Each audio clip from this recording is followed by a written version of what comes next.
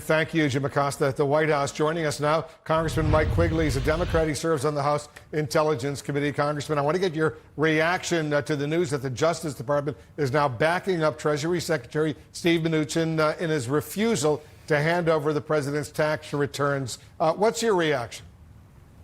Another real serious blow to the independence of the Justice Department. Well, if I think it was a year ago on your show, I said what the Russians did was extraordinary, attacking our democratic process. But in the final analysis, I think we're going to look back and say that the president's reaction was worse. We'll have a long-term, greater impact on our country.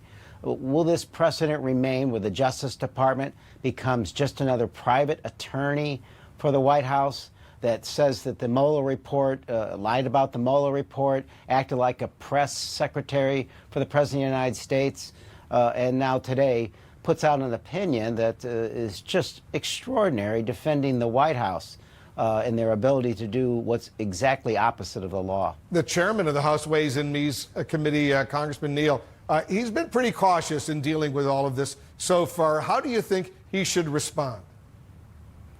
Oh, I think he's going to push forward, and I think that makes sense. He has been part of the investigative track. What I talked about just a few weeks ago is the fact that the investigative track needs an impeachment inquiry, and here's why. Richie's argument is a good one. The chairman's argument makes sense. If we're going to do our business, the law says you shall turn this over, and in preparation for a law, he needs this information. I think questioning whether or not the President of the United States was compromised, or whether he's violated the Emoluments Clause through an impeachment inquiry gives us a much stronger legal argument in court to get the information that we need to find out what took place, whether or not the President of the United States, to remind ourselves of President Nixon, whether or not the President is a crook.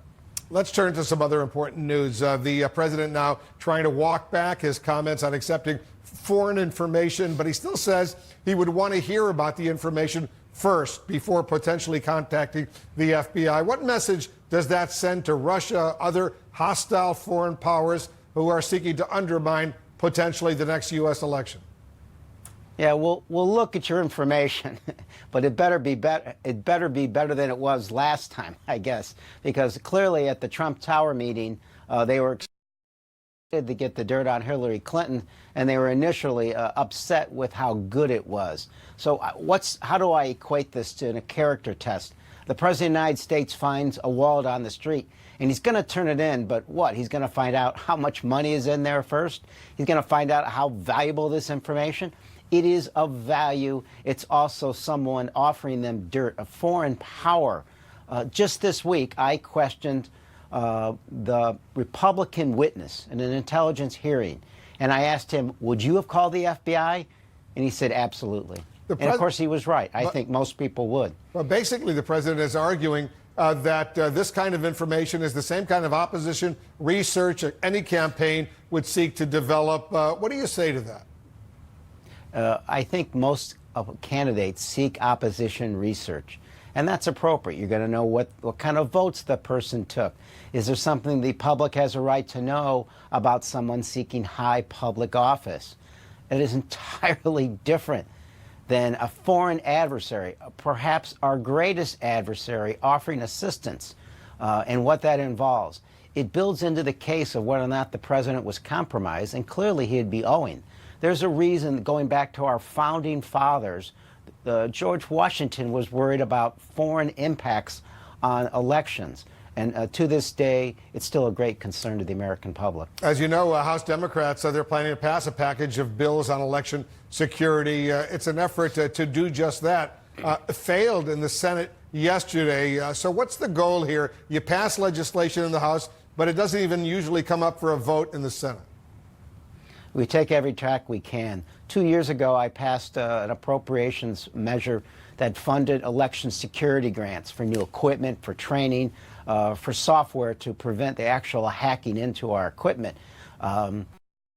Just this last week, the committee I had approved $600 million more. That's a good start, but we have 40 states whose equipment is so old it can't even handle modern anti-hacking software. 13 states don't even have a paper trail to know if they've been hacked. we have a lot of work to do. How do we compare this to what we did in the past?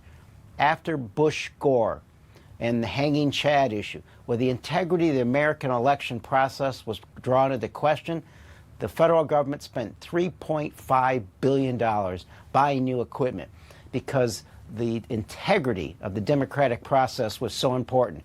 Here we are fighting to get to a third of that point, and that election, as you know, is coming quick. On the issue of obstruction, Congressman, President Trump essentially told ABC News that his former White House counsel, Don McGahn, lied to the special counsel. What do you make of that? You know, the president stands alone. He's loyal to anybody until they start telling the truth. The president gets in the room with the truth and a fight breaks out. It's exactly why Mr. McGahn has to be able to come testify in front of Congress under oath and tell us exactly what took place. It's why those who are part of this investigation, part of the counterintelligence investigation, we need to bring all of these people forward, and frankly, including the FBI director. What happened to that counterintelligence investigation? Where's the information that was devised?